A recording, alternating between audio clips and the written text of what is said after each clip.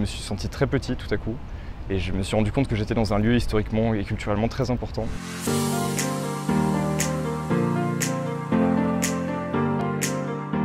Ce qui a été le plus enrichissant pour moi, ça a été vraiment toutes les rencontres que j'ai pu faire.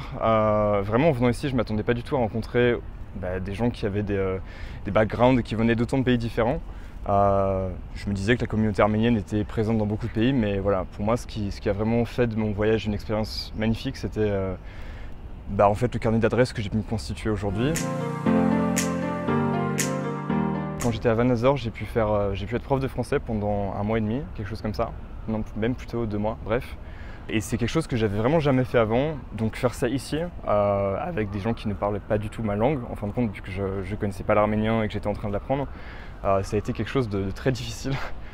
Je pense que voilà, c'était le plus enrichissant parce que j'ai pu en apprendre beaucoup sur moi et ça a aussi pu me permettre de me rendre compte que je détestais ça en fait.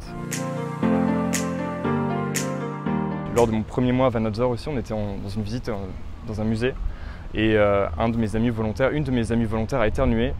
Et au lieu de dire Arorchutun qui veut dire à tes souhaits, j'ai dit Adjorutun qui veut dire au revoir. Tout le monde s'est foutu de ma gueule et j'ai trouvé ça très drôle.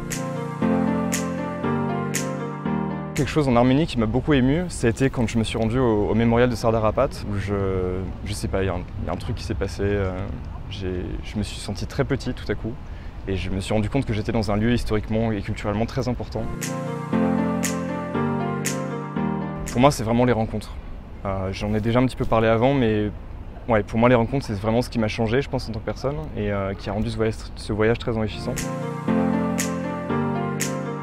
Ce serait d'essayer d'avoir très peu, voire pas d'attente, si possible, et de garder l'esprit ouvert. On ouvre un peu les portes à la vie, si je puis dire, et tout peut arriver. Même s'il y a des moments vraiment pas agréables et des choses qui peuvent être très difficiles à vivre à un instant T, c'est des choses qui nous aideront énormément après à nous développer. Donc voilà, pour moi, ce serait de garder l'esprit ouvert et d'essayer de profiter de tous les moments qu'on peut avoir avec les gens avec qui on se sent bien, parce que voilà, le temps passe trop vite, beaucoup trop vite.